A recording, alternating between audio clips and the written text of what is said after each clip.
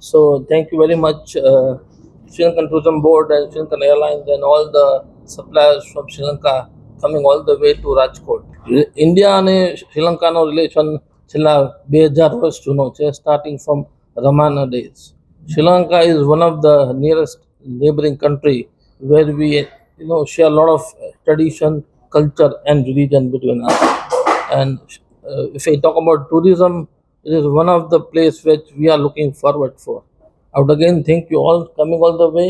This will help us in promoting, knowing more about travel and tourism opportunities for our travel agents in Sri Lanka, and I look forward to have more business with you all. સૌથી પહેલાં તો travel agent માટે main વસ્તુ અગત્યની એ આવે ease of doing business. તમારે કોઈ પણ ડેસ્ટિનેશન જ્યારે ટ્રાવેલ એજન્ટ સેલ કરે છે ત્યારે તો એ સૌથી પહેલાં શું જોવે છે કે એ જે ગુજરાતી જે કંઈ પૈસા સ્પેન્ડ કરે છે એનું સૌથી વધારે રિટર્ન ક્યાં કેવી રીતે કેમ આપી શકે.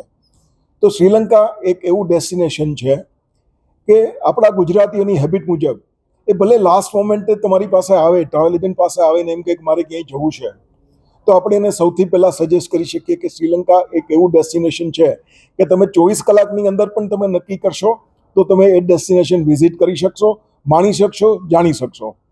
કેમ કે શ્રીલંકાની અંદર સૌથી પહેલી વસ્તુ એ છે કે કોઈ પણ વ્યક્તિને આજે આઉટ ઓફ કન્ટ્રી જવું હોય તો મેઇન વસ્તુ બે છે, દેટ ઇઝ ટિકિટ અને વિઝા.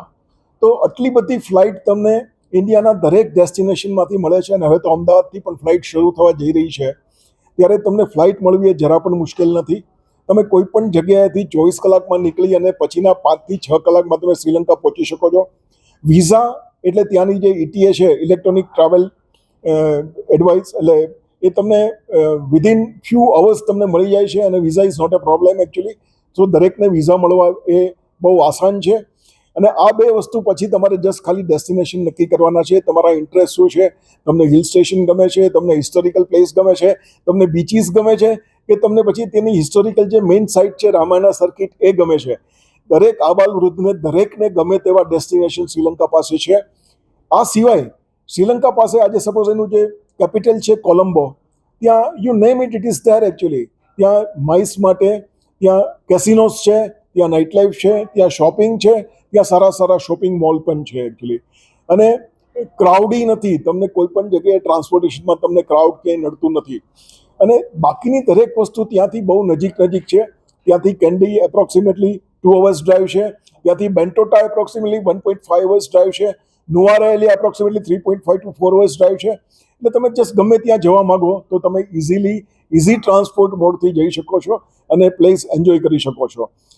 તમે સાઇટ સીઇંગની અંદર મોસ્ટલી આપણા ગુજરાતીઓ જ્યારે બહાર જાય, આજે સપોઝ કોઈને કુલુ મનાલી જવું હોય તો it is so many hours to travel actually. તમે રાજકોટથી આજે સપોઝ કોઈને મનાલી જવું હોય તો એ પહેલાં દિલ્હી અહીંથી ફ્લાઇટમાં જાય અને પછી દિલ્હીથી ઓલમોસ્ટ 15 કલાકનું ડ્રાઈવ કરીને એ મનાલી પહોંચે.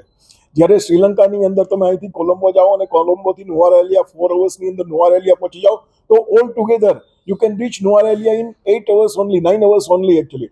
સો it is easy to reach અને બધી રીતે કમ્ફર્ટેબલ છે. મેં આ વર્ષની અંદર 3 વખત શ્રીલંકા એન્જોય કર્યું છે. એક વખત અમને બધાને ટ્રાવેલ એજન્ટને અમારી એસોસિએશનની ફેમ ટૂર હતી એમાં, અને 2 વખત મેં ગ્રુપ સાથે ટ્રાવેલ કર્યું છે. પણ it was most comfortable in all means. Sri Lanka જઈએ એટલે એવું લાગે કે આપણે આપણા બીજા ઘરે આવી ગયા છીએ અને તમને ઘર જેવી કમ્ફર્ટ મહેસૂસ થાય.